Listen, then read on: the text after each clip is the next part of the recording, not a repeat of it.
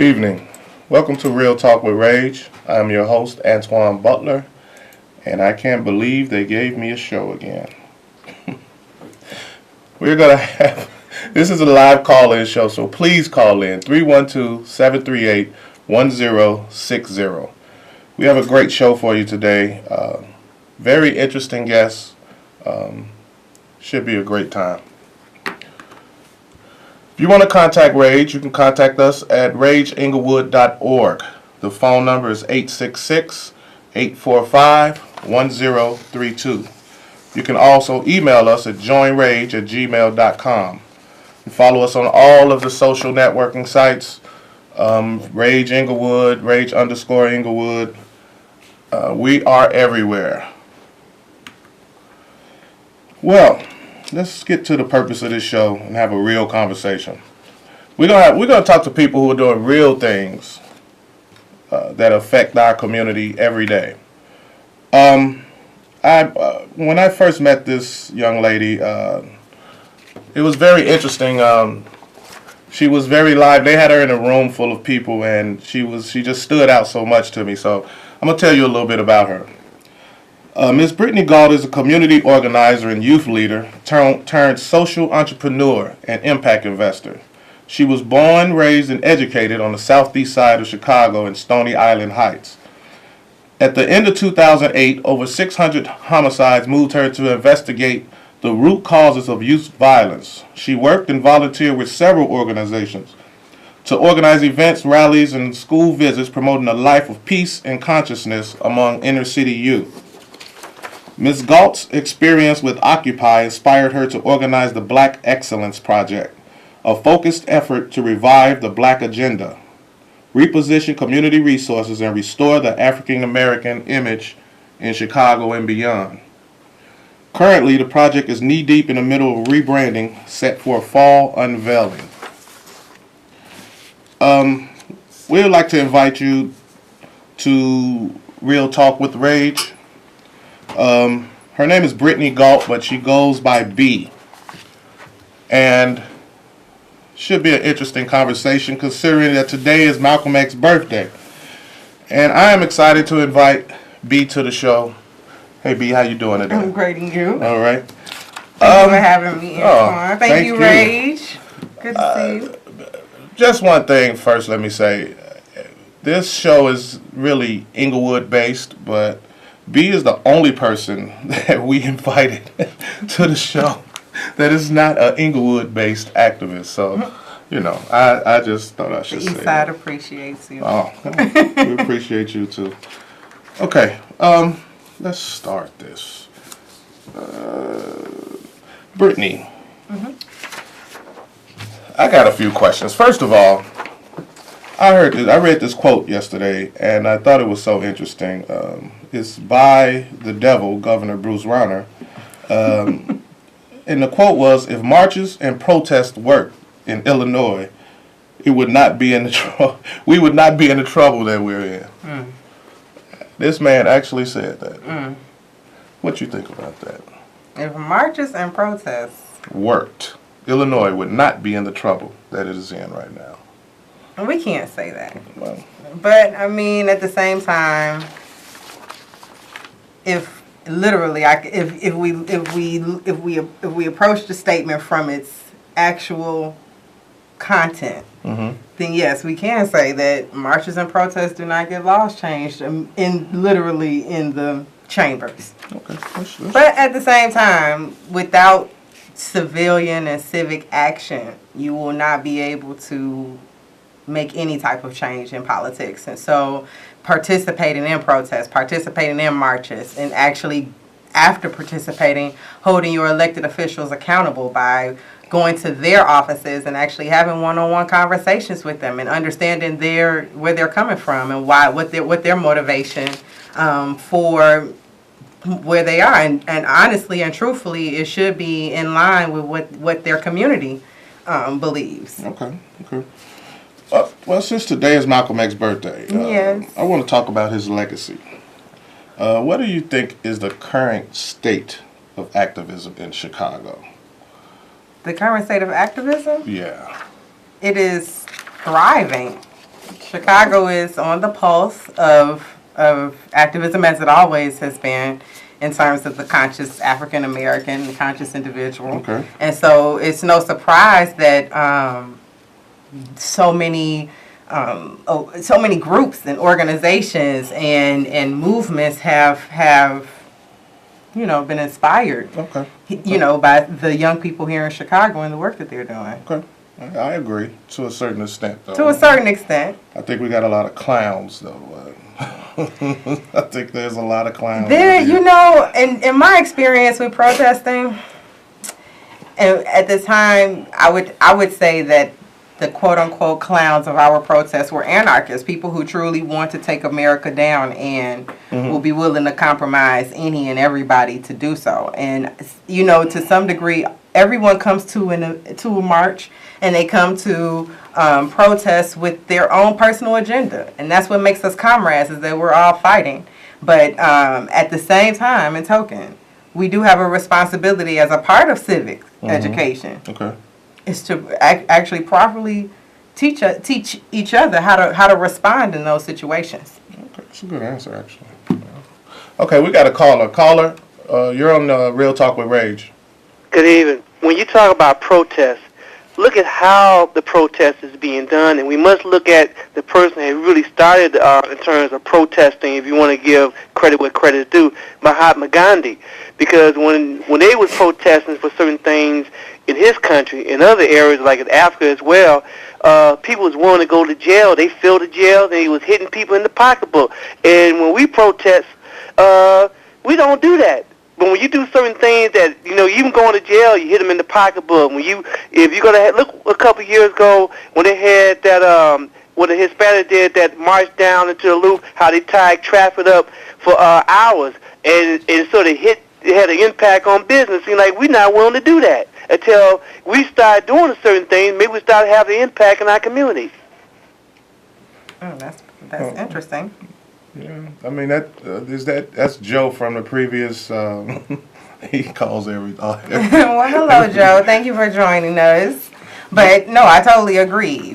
If there are vehicles, if there are ways for us to actually engage properly with the powers that be, then not only are we able to communicate effectively with each other and organize, then we're able to take what we come up with and take that to the powers that be, and then make that change happen. As R.A.G.E has illustrated that it can happen. It can. I got a question. What got you involved with doing community work? Like, what brung you? What was it that? Was it one particular thing that happened that made you be like, you know what, I got to do something? Yes, I would say right after graduation, was about 2007, and I was fresh out of college, and of course, when you're in college and you're in a college town, you're sheltered. You're not really in an environment where, you hear the news, but you're at U of I, it's kind of party town, so you're enjoying yourself, and you're not, you hear what's going on, but I think it was more than apparent that it was a state of emergency. Right. When I think Kanye West brought that to the public's attention in his album, there are 600 caskets. Like, that was crazy, I think, in between 2006 and 2008. And so, wow. when to me, that was the sound of an alarm. And immediately after that, I was working with the university. We think we're untouchable right after school. We have our degrees. We're making our money. And so we do what we can when we want to. And I was one of the last in, first out at the recession. So I experienced firsthand what it was like to lose a primary income. And then, although thankfully, my parents were in a position where they were able to help me and sustain me. I saw plenty of friends of mine lose their homes. I've seen plenty of people lose lose family relationships because of foreclosure. Right. Because people really assumed at that time during Occupy that, these people are just, they're not responsible. When we really we didn't really analyze how deep that sub-predatory lending hole was going. And so this combination of you know, I'm a systems thinker. I don't look at one particular issue and say, oh, let's just attack that. No, I want to unpack it, because if we're going to kill this thing and if we're going to address it, if we're going to put some weed killer to it, we have to get to the absolute root of the problem. And so whatever the symptoms look like on the surface, these are tried and true methods and models that are used, that are discussed in academic institutions, that are part of public policy studies on how they execute gentrification. How do you keep up a racist institution?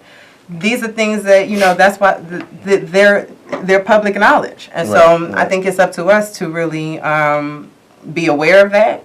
And that was where I kind of jumped in, was with Occupy, was bringing that to the people, bringing that to their attention, making the public aware of the monstrosities that were really happening under our nose, and what we're consenting to by really subscribing to the capitalist system. Told you it was a great guest. This is Real Talk with R.A.G.E. It is a live call-in show. Give us a call at 312-738-1060. I want to play this video. We got this speech, this Malcolm X speech, and I want to play this video. Can we go to the video? This is one of the most powerful speeches I think that Malcolm X. And he has a arsenal of great speeches. And I also think it speaks of the current state of Englewood right now, honestly. So let's take a listen. Who taught you, please? Who taught you to hate the texture of your hair? Who taught you to hate the color of your skin to such extent that you bleach to get like the white man? Who taught you to hate the shape of your nose and the shape of your lips? Who taught you to hate yourself from the top of your head to the soles of your feet? Who taught you to hate your own kind? Who taught you to hate the race that you belong to? So much so that you don't want to be around each other. No, before you come asking Mr. Muhammad, does he teach hate, you should ask yourself who taught you to hate being what God gave you.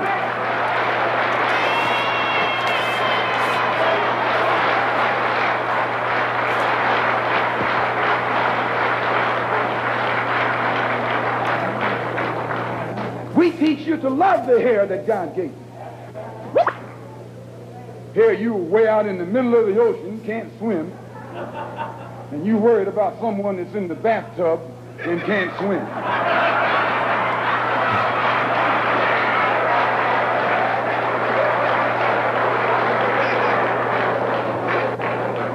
We don't steal, we don't gamble, we don't lie, and we don't cheat.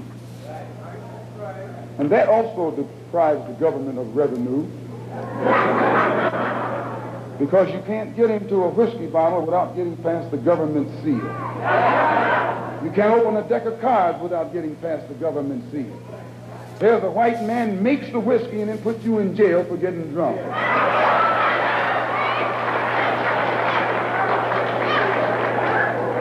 He sells you the cards and the dice and puts you in jail when he catches you using them. So he's against us because we fix it where he can't catch you anymore. We take the dice out of your hands and the cards out of your hands and the whiskey out of your hands. The most disrespected person in America is the black woman. The most unprotected person in America is the black woman. The most neglected person in America is the black woman. And as Muslims, the Honorable Elijah Muhammad teaches us to respect our women and to protect our women. And the only time a Muslim really gets real violence. Oh, I just love this speech so much. Profound. Oh, God. As a woman activist / movement builder, what are the strengths and challenges that women face in this work? Wow, I think as a woman, it's the notion that, you know, you're fighting the ambition wanting it all and having it all. And I think that we as women tend to romanticize what this looks like, what leadership is, and what it means, and I think that is really our biggest kind of pushback at this point in the movement, is that it's the stereotype. It's the stereotype of who a woman is and what she contributes to the space. And I think that personally, I'm just at a point of, let's can the labels, because obviously the labels are here to divide. Wow. And so until we get to a point where, and I think that's just why I'm in a silent treatment mode, that as a woman, I can be effective and I can do what I need to do to execute the purpose that I feel that has been predestined onto my life. And I don't feel that any particular system keeps me from doing that. Right. I feel that obstacles come with everything, and you get to a certain point, and I think that that even with Brother Malcolm,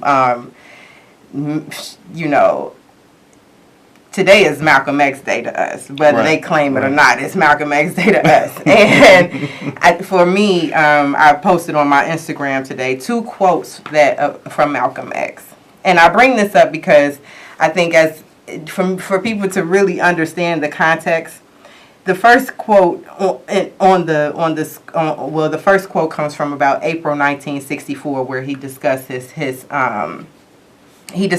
how he's a guerrilla. He's in this battle alone as a guerrilla warrior, and guerrilla warriors really only have a bowl of rice, some sneakers, and some heart, because that's all you really need is the courage to fight this war. Wow. And this was April 6, 1964, and the third quote was from August 1964, and it talks about how over the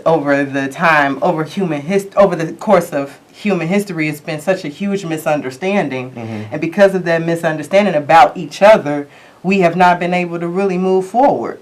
And if through this light, that light creates knowledge, and with more knowledge of each other and who we are and how we operate, how we function, knowing our boundaries, knowing who, that requires you to kind of know yourself. Right. Once you're able to kind of set those boundaries, then we can build a united front.